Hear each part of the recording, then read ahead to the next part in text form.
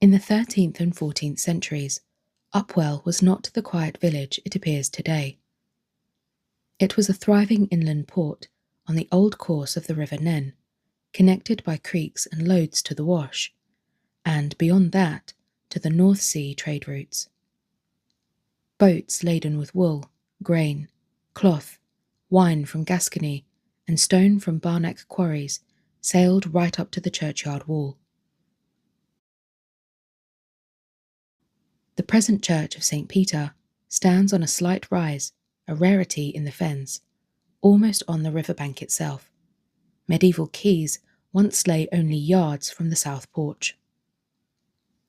This wealth paid for the church you see now. The great tower, begun shortly after 1200, is one of the earliest parts.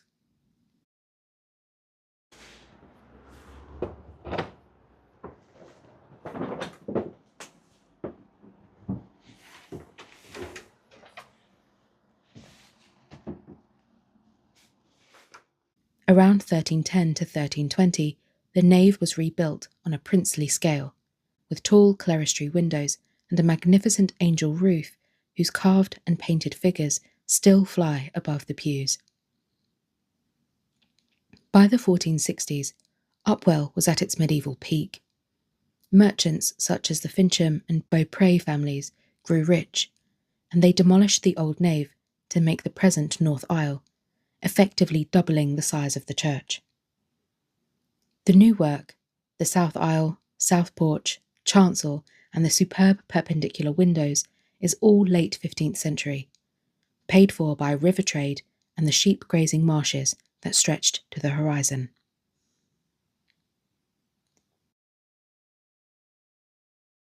The fens were a hotbed of early Protestant sympathy.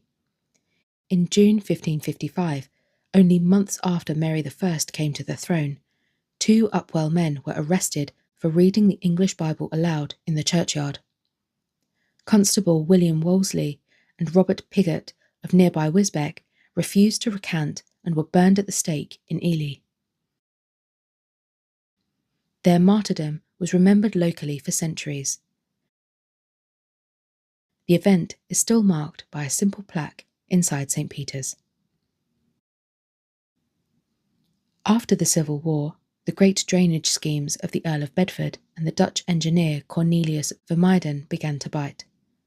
The old Bedford River, and later the new Bedford River, turned Upwell's watery wilderness into some of the richest arable land in England. The church benefited directly. The Townley family, who held the rectory from 1662 to 1869, grew fabulously wealthy on tithes from the newly fertile black soil. By the early 19th century, the living of Upwell St. Peter was more than many bishoprics. In 1835, it was valued at £3,058 a year, roughly £400,000 in today's money, making it the single richest parish living in the Church of England.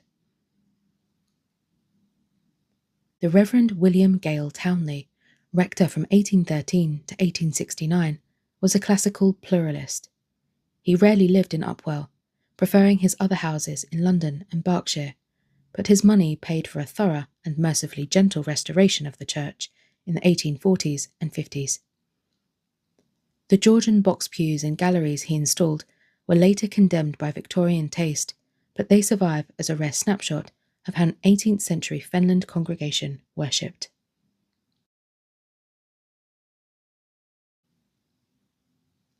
The arrival of the railway at nearby March and Wisbeck in the 1840s, and later the tramway along the bank opposite the church, kept Upwell prosperous into Edwardian times. The church remained the social and spiritual heart of a large scattered parish that stretched across the newly drained marshes to Welney and Christchurch. The ring of 8 bells, recast and rehung in 1911, was one of the finest in the fens, and full peals rang out across the black fields on high days.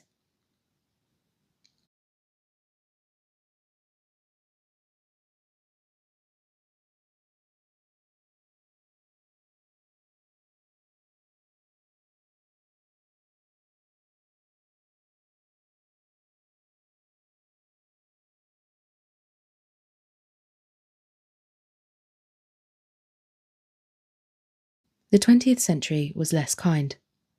Agricultural depression after the First World War, mechanisation, and the collapse of river traffic left Upwell quieter.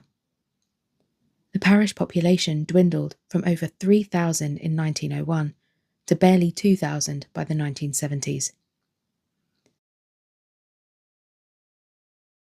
The old rectory, a palatial Georgian mansion, was sold off in 1952, ending 3 centuries of townly dominance. St. Peter's is now one of the great surviving wall churches of the Fens, its vast interior still lit by the same 15th century windows that once looked down on merchants in furred gowns and farmers in smock frocks. The river no longer carries sea-going barges. Instead, narrow boats and pleasure cruisers drift past the churchyard wall on summer evenings. Yet the building itself stands almost unchanged since the last great phase of rebuilding in about 1520, a 500-year-old testament to a time when Upwell was a busy port and its people believed they were building a house fit for God in one of the remotest corners of England.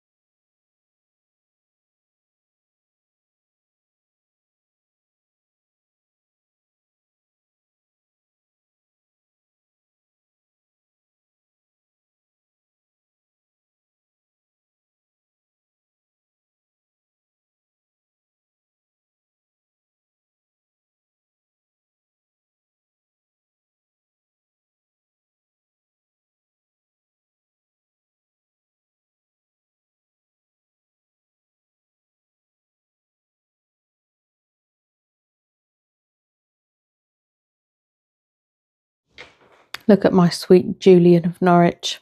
Ah, sweetness, I have been meaning to head off. Oh, look at that. I've been meaning to head off to Norwich, but that'll have to be on another trip. Look at that. That's amazing. It's magnificent. Amazing.